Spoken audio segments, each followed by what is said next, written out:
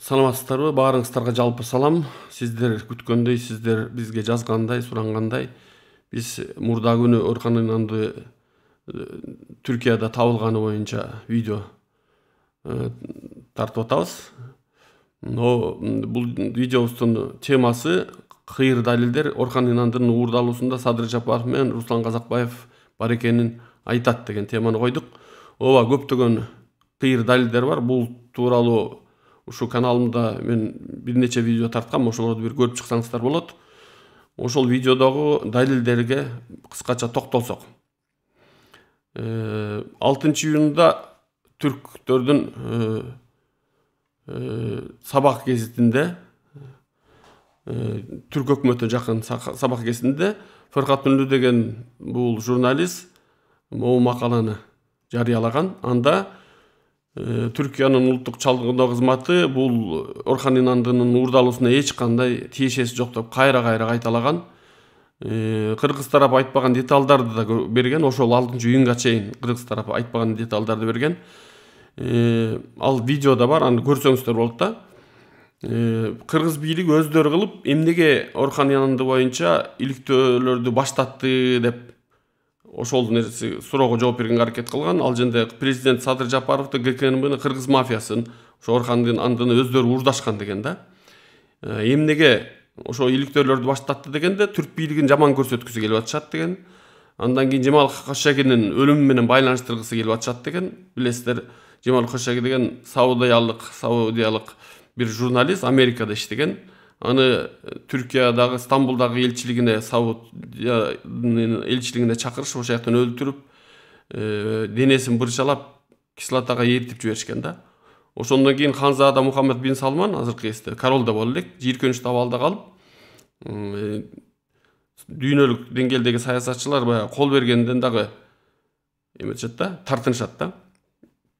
Биринчи себеп ошо түрк бийлигин жаман көрсөтүү, экинчи себеп Жамал Кошшагинин менен өлүмүн байланыштыруу, үчүнчү болсо түрк бийлигине жагынуу үчүн Оркан Инандыны алып келип Түркияга алып келип бериш үчүн уурдады деп айткан. Дагы бир аргументинде себеп эмнеге антип жагынгысы келип атат дегенде, Тажикстан менен инцидентте, Тажикстан бийлиги менен баягы кыргыз тараптын инцидентинде 35 жараныбыз каза болгон, шейит болгон окуяда Орусия менен Кытай жакшы колдобой койду деп Түркия тарапка ооду, анан Түркияга жагыныш үчүн ошол Оркан Инандыны уурдады деп жазганда, 8-10-июндагы расмий сапарында келет.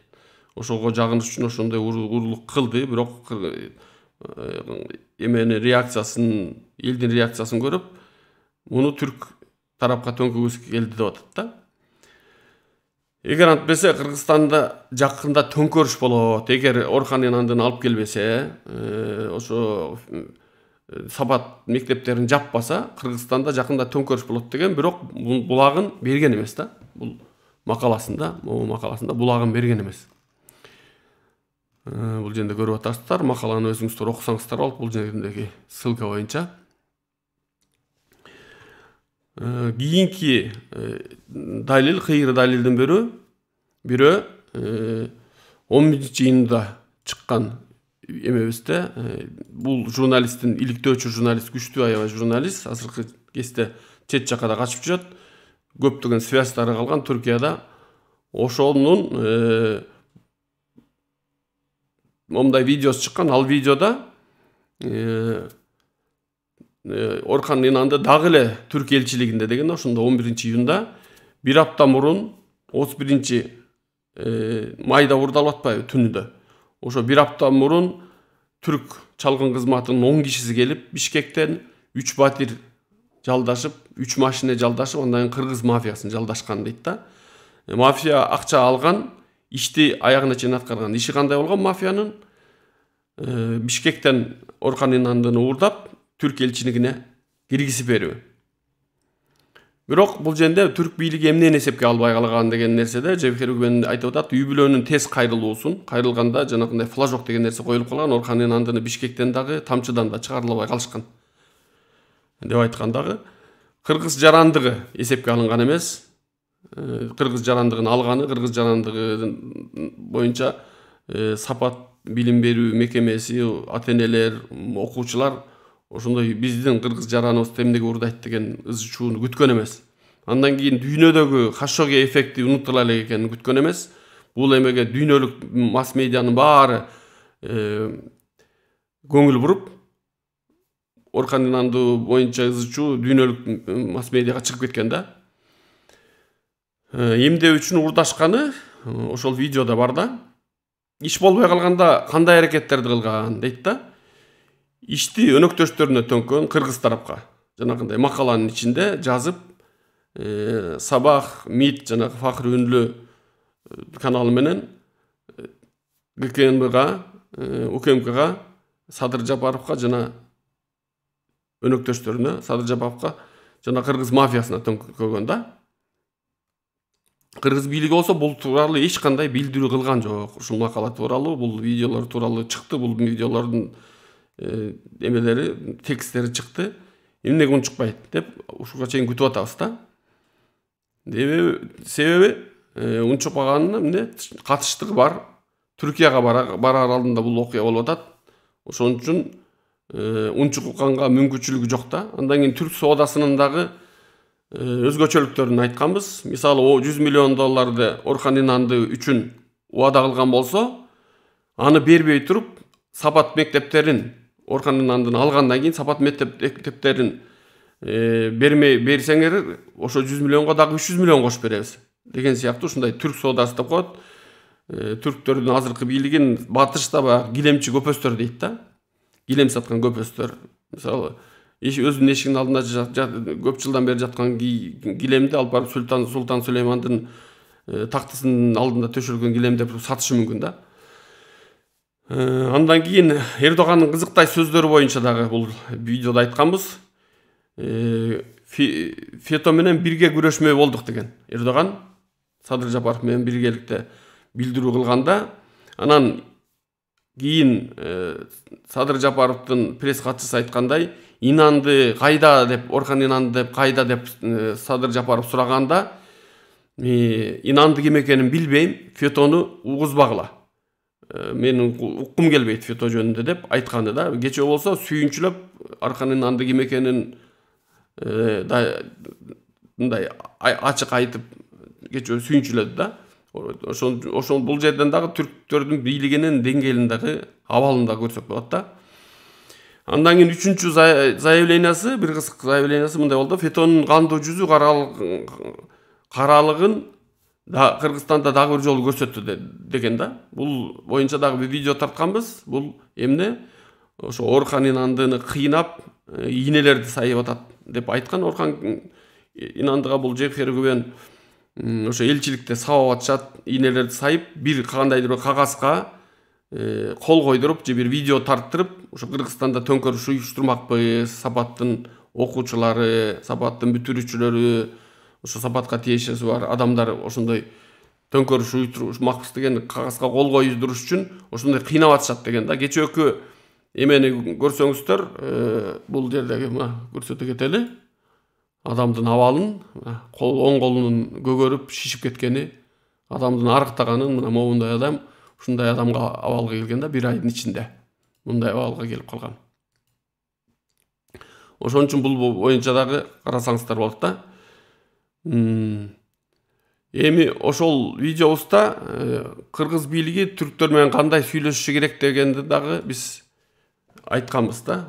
Коркунучтуу, тактын талашы болуп атат. Бир тарапка өтүп кеткенге мүмкүн өтпөй туруш керек. Тең салмактуулукту баягы тышкы саясатта айрыкча баардык тарап менен Орусия болобу, Кытай болобу, Түркия болобу тең салмактуулукту кармап, бир тарапка өтүп кетип, кийин өздөрү дагы элди дагы кыйнап койбошу керек деп ушундай сунуштарыбызды бергенбиз да. Кийинки видеобузда ошо 15-июнда Кыргыздардын тышкы иштер министрлиги менен Түркиянын ички иштер министри бир кызык жолугуусу деген сыяктуу нерсени айтканбыз. Ошондой видеону кылганбыз. Ошол видеодо могуреки нерселерди көрсөткөнбүз. Ушу тактынын дагы бир талапкери болгон ушу Сулейман Сойлу менен бул баягы ультра улутчулардын өкүлү Эрдоганды азыркы кезде аркасынан туруп башкарып аткан, Түркияны дагы 20-70 жылдан бери башкарып келаткан, баягы Млада Турктардын, Ататүрктүн убагынан бери башкарып келаткан бир мафиянын өкүлү катары бул кишини сүрөттөгөнбүз. Анан ушул киши менен Руслан Казакбаев жолугушуп атат да. Эмнегедир ички иштер министри, тышкы иштер, түрктөрдүн ички иштер министри, Кыргызстандын тышкы иштер министри менен жолугуп атат да. Ушул сүрөттөрдү, ушул видеолорду көрсөтүп, ушул Сулайман Сойлунун профили боюнча сүйлөшкөнбүз да. Кийин болсо, ошонун эртеси күнү эле биздин колубузга тийген макала аркылуу Инос Пресс деген сайтта чыккан бул макала. Азырда турат. Кабар Азияда ушундай макала чыкканда, Кыргызстан менен Түркиянын саясатын анализдеген. Ошонун ичинде мондай ссылкалардын арасында аябай жакшы аналитикалык макала. Кабар Азия аналитика мектебинин катышуучусу Адинай Курманбекова деген чыган кыз жазган. Ошондо бул документ жарык көргөн. Ал документ боюнча совместное заявление министра иностранных дел Кыргызской республики и министра иностранных дел Турецкой республики деп атат. Качан? Садыр Жапаров бийликке келгенден кийин 1 айдан кийин 10 ноябрда 2020 жылы барып чогуу ошол зыяраттан кийин чогуу билдирүү кылып атышат. Ошо билдирүүдө эмне деп жүрөт? Мына эки тарап ошо ФЕТО деген террордук организация менен, уюм менен күрөшүүдө тыгыз кызматташканга макулдук беришти деп атат да. Эми ушул жерде биз суроолорду койгонбуз да. Бул 1 ай боло элек кезде Руслан Казакбаев барып ушундай билдирүү жасап атат.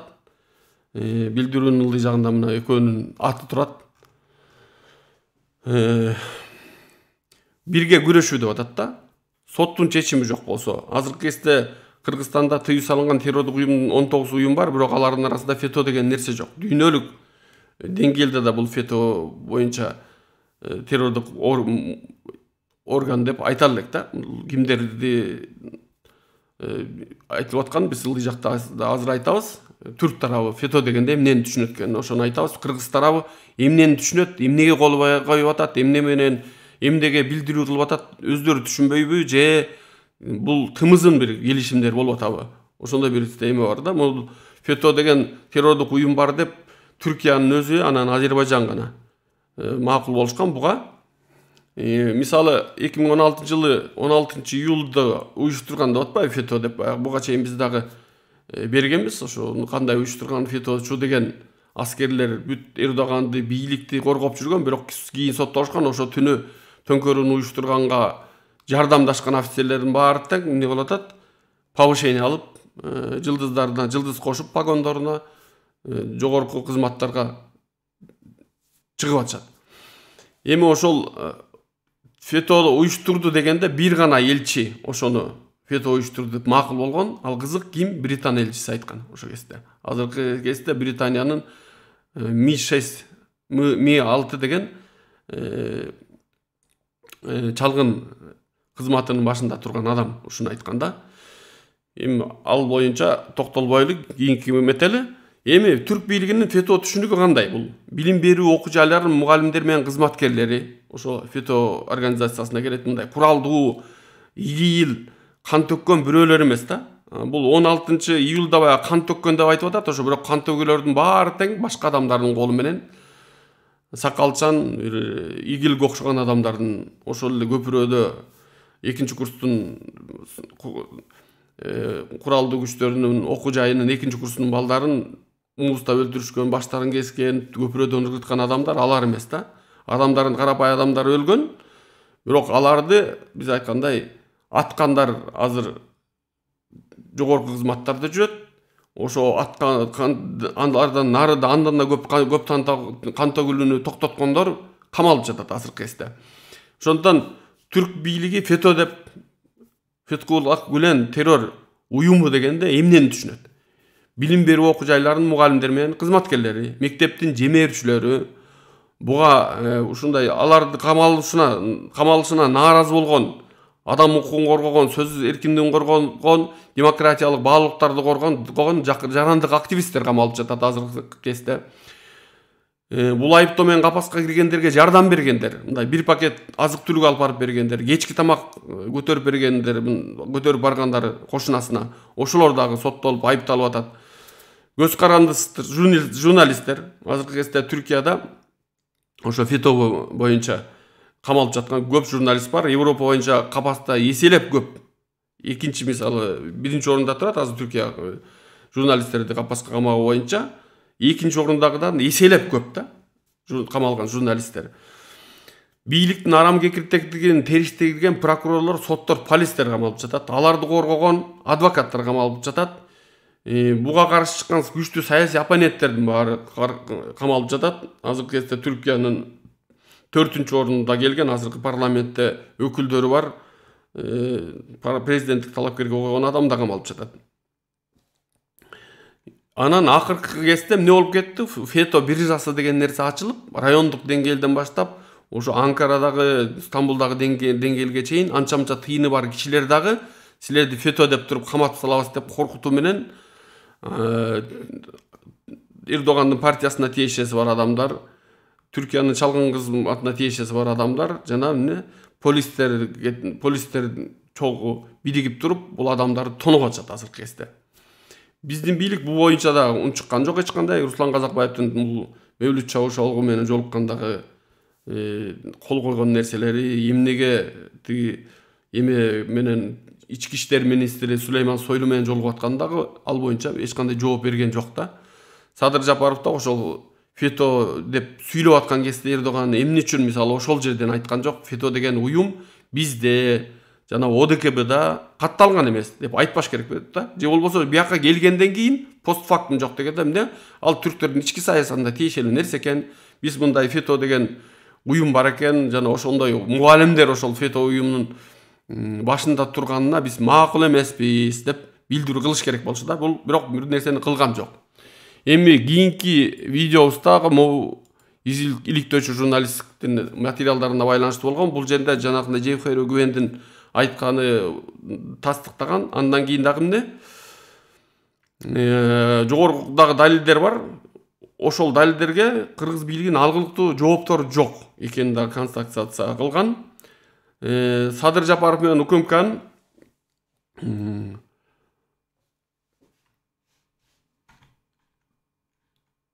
ошол Орхан Инады Түрк элчилигинде дагы эле ийне сайылып, сүйлөтүлгөнгө сабалып жатат деп, сүйлөттө көрүнүп тургандай, дагы эле сабалып жатат деп айткан. Аларды көрсөңүздөр болот. Бул мына Эрдоган ошо видеосун тартып, табаы сыганып, ошо мугалимди кармап алганына, террористти катары кармап алганына сүйүнүп турган жери. Орхан Инандын мынтип мына библиосу менен турган сүрөттөрүн көрсөтөлү. Азыр болсо мынтип жалгыз мындай абалда экенин да көрсөтөлү. Менин оюмча адам сынган эмес, бирок колу адамдын сынган, көңүлү, жүрөгү, ийрики сынган эместей көрүнүп атат. Ушул видеодо бир кандайдыр документке кол койдуруу аракети болуп атат. Көрүп атасыздар, Анкара тактик değiştirdi, cemaate büyük komplo деп атат да, жамаатка чоң тузак ошо Фетхуллах Гүлендин жамаатына, Кыргызстандагы жамаатына чоң тузак уюштурулган атат. Анкара тактигин алмаштырды деп ошол Орхан Инандын сабалып, ийне сайылып, ошо эмеде Кыргызстанда төңкөрүүгө аракет кылып атат деп кылганбыз деген бир кагаздарга же видеолорго кол койдуруп видеолорду көрсөткөнгө аракет кылып атат деп айтканда. Бул эми мындай далилдер эч бир сот тарабынан кабыл алынбашы керек. Бир нормалдуу иштеген, туура иштеген, адилеттүү иштеген бир да сот кыйноо менен алынган далилдерге көңүл бурбайт, билесиздер. Бирок бизде кандай болот, аны көрөбүз да. Эгер кол коюп койгон болсо, бирок менин оюмча кол койгон эмес да. Эми ушул далилдердин баарын жыйынтыктап кетели. Мына ушул жогоруда айтылган далилдер айтып атабыз. Ошол далилдер боюнча кыргыз бийлиги эч кандай алгылыктуу жооп бере элек. Садыр Жапаров менен УКМКнын Орхон Инанын өзүнүн айыптоо аракети дагы буга кыйыр далил болуп атат. Билесиздер, жогорку кеңешке УКМКнын өкүлү келип, Орхон Инандынын кантип кыргыз паспортун алганын териштирип атабыз деген кандайдыр бир угроза катары айткан. Кимге ал угроза багытталганын биз билбейбиз.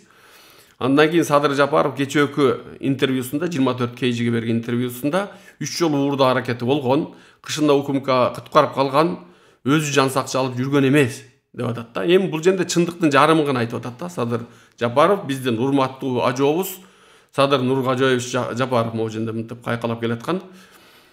Чындыктын жарымы. Анткени эмне урдооболорун Орхон Инанды ким каяктан билген? Кимден билген десеңиздер, УКМКдан билген экен. Көрсө, 3 жолу ооба ушундай уурдоо аракет болуп атат, биз сени коргоп атабыз деп ар кайсы үйгө каткан. Акыркы жолу 2020 жылдын кышындабы же 21 жылдын кышында Ошко чейин алып барып катып жүрөбүз биз сени түрктөргө угдатпаш үчүн деп ошентип толук 100% ишенимин алган. УКМКнын бир баардык кызматкер жөнүндө айткан жокпуз. Кээ бир кызматкерлер түздөн түз балким Садыр Жапаровго баш ийгендер болушу мүмкүн да, буларчы. Ошондой ишендирип алып туруп, андан кийин Орхон Инанды ошо 30-майдан 1-июнга караган түнү машинесин бир жака айдап барып, бирөөлөр менен жолугуп, ким менен жолукканын эмгиче эч бир тергөө, кыргыз тергөө кызматтары бизге бере элек. Жолугуп туруп, 2 соткасын тыбыйтып тыштап, машинесин өчүрүп, машинесин жел кандай чыгып калганын ошолун да биле элекпиз да, ушул күнгө чейинчи. Жарылганбы же калпачогу чечилгенби, кандай жарылганын ошону да биле элекпиз биз ушул күнгө чейинчи. Тергөө ошону да айта элек да. Эми ошондой ишенимге кирип туруп, андан кийин ошол күнү кимдерге, мафияга ала качтырганбы же УКМКнын өздөрү ала качканбы белгисиз да. Андан кийин ушул эң чоң кыйыр далилдерге кирет да. Андан кийин Руслан Казакбаевдин кечээкү демаршы да.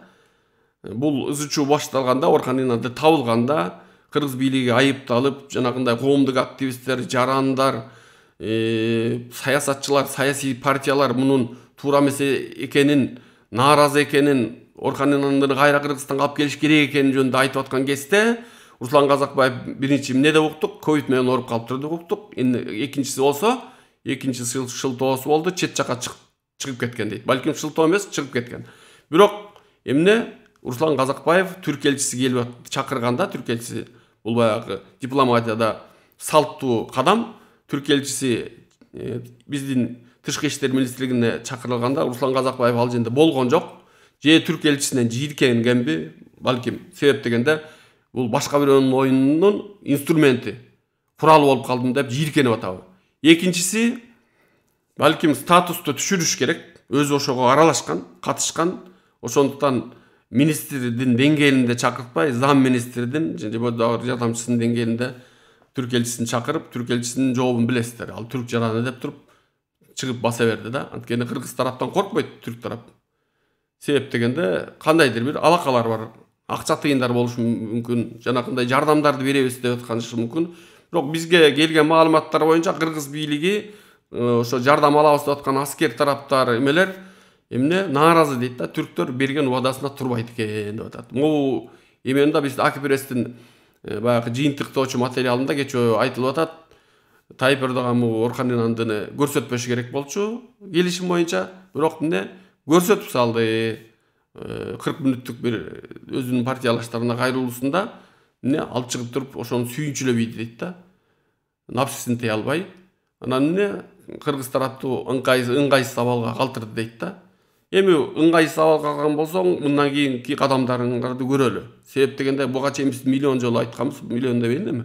Бул видеолорубузда айтканбыз, эмнени айтканбыз?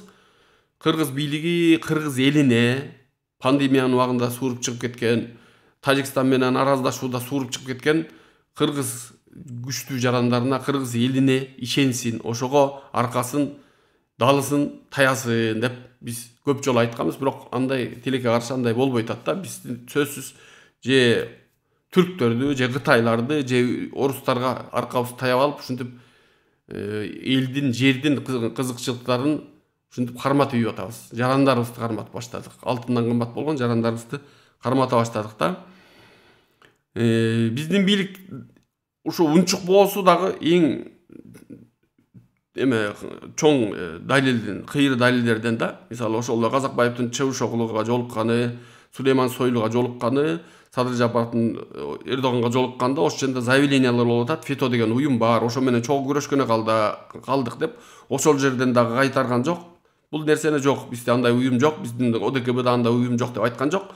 Келгенде дагы постфактумдагы ички саясатынын иши биз макул эмеспиз деп айткан жок. Эми биздин кыргыз бийлигине берчү суроолорубузда фито боюнча кандайдыр бир документ кол коюлдурдубу? Бул жерде фито дегенде оозду айта албайт, айтат экенсиң, бирок баягы тырмакча менен айтабыз. Себеп дегенде фито деген уюм Кыргызстанда жок азыркы кезде. Расмий билдирүү болгон эмес.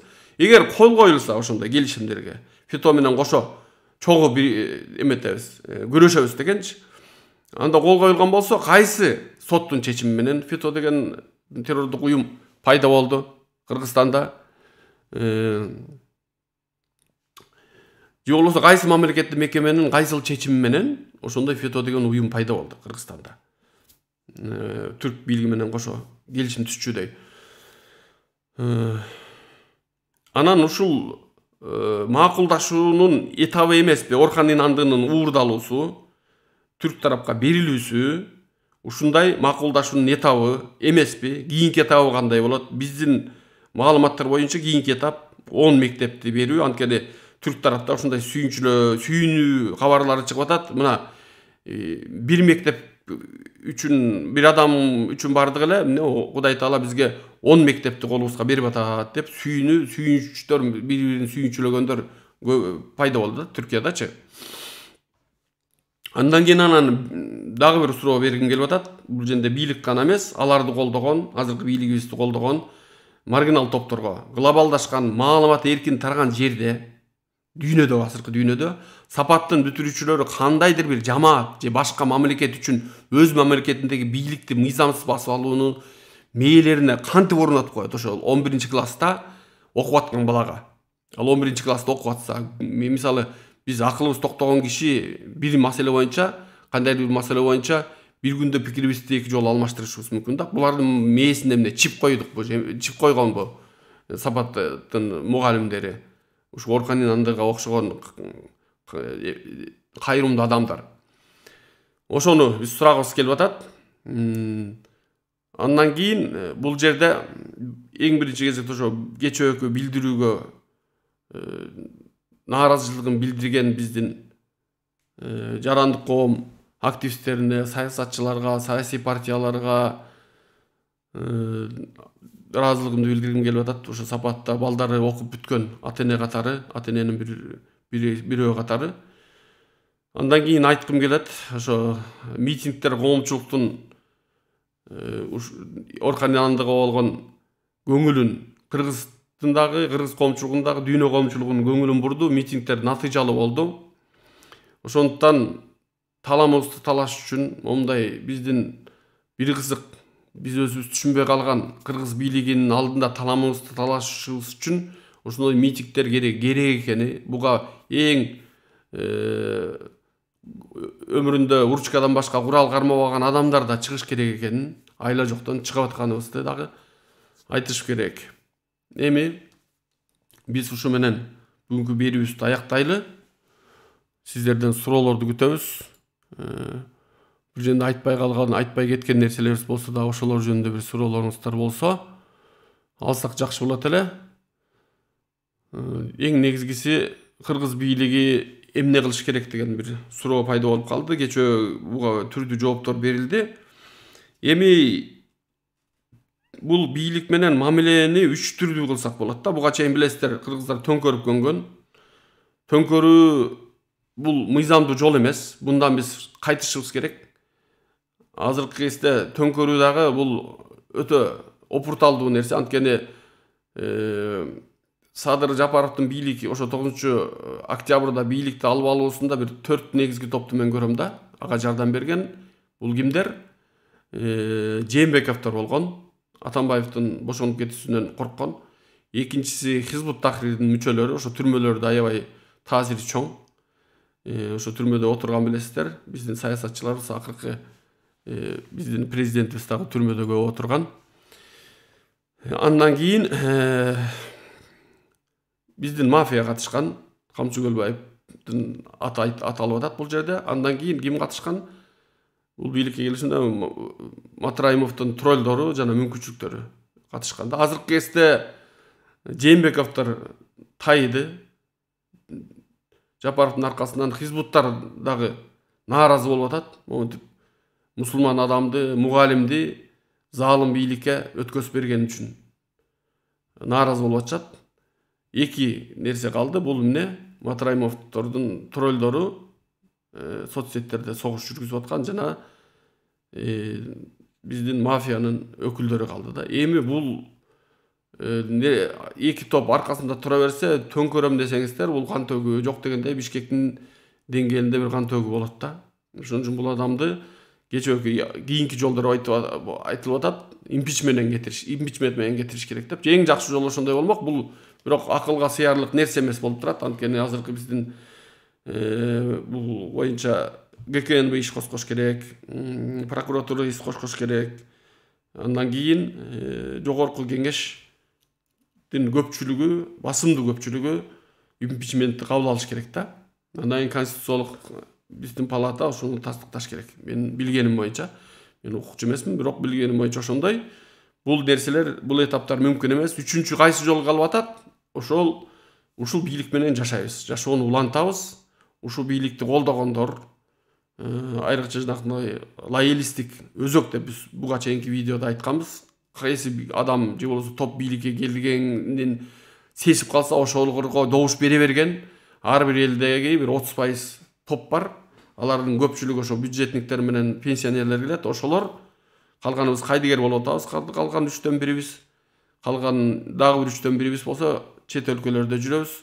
Ошондуктан ошол лоялдуу өзөк, азыр Садыр Жапаровду колдоп аткан лоялдуу өзөк, бул азыркы саясаттын кесепетин жон териси менен сезиш керек. Азыркы кезде Түркия могу Тайып Эрдоган деген адамдын кесепетин сезип, экономикасы чөгүп, жумушсуздугу артып, азыркы кезде бүт сурамжылары боюнча бул адамдын кетишин Кудайдан тилеп атат да Түркиялич. Эми ошол биздин дагы ошол азыркы бийлигибизди жаналык албай, жакшынакай далилдүү сөздөр менен сүйлөгөн адамдарды сөгүп, энесине, атасына асылып аткандардын жон терисин менен сескенге чейин биз ушул бийлик менен жашашыбыз керек да. Ошондой сабак алышыбыз керек. Төңкөрбөйбөй. Себеп дегенде, сабак албасак биз эч качан мындан кийин демократияны баалабайбыз. Демократик жол менен бийликке келүүнү баалабайбыз. Ушундай мыйзамдуулукту баалабайбыз. Мыйзамдын баардык адамдарга бирдей иштешин баалабайбыз. Сөз эркиндигин баалабайбыз. Билим алган адамдардыбызды баалабайбыз. Алар кетсе, бизнесмендерибизди момундай ташка чөп чыгарып аткан бизнесмендерибизди баалабайбыз. Алар кетсе дагы ыраазыбыз. Бизге морики ушул бийлигибиз ар кайсыктан журмалап келген кредиттер, гранттар жетиштүү, кумтөрдөн алынып аткан алтын жетиштүү, Кыргыздын келечегин, муундардын келечегин, жеринин келечегин ойлобой эле ушул абалда эле улам гендерди чукуп, талкалап, жерди, жайыттарды талкалап, эптеп жаныбызды багып жүрө берсек, биз каалаган бийлигибиз туруп берсе, лампочкабыз туруп берсе эле болду деген адамдар жон териси менен ушу абалды ар бир үй бүлөсүндө өздөрү сескенге чейин биз ушул бийлик менен жашашыбыз керек деп айтам. Ошон үчүн азыркы бийлик иштесин. Ошол суроо сөзүбүздү кайталайбыз. Ошондой адамдар билсин да, кандай бийликти шайлап алганын, кандай бийликти колдоп атканын, кандай бийлик үчүн ыйманын жеп адамдарга асылып сөгүп аткандарын сезсин. Ошо менен видеомду аяктайм. Бизге лайктар менен, комментарий жазуулар менен, суроолор берүү менен жардам бериңиздер. Баарыңыздардан Кудай Таала ыраазы болсун. Ковид менен оорубаңыздар, ооруганыңыздарга тез Кудай Таала шифа берсин. Ошону тилейли. Чоң рахмат сиздерге.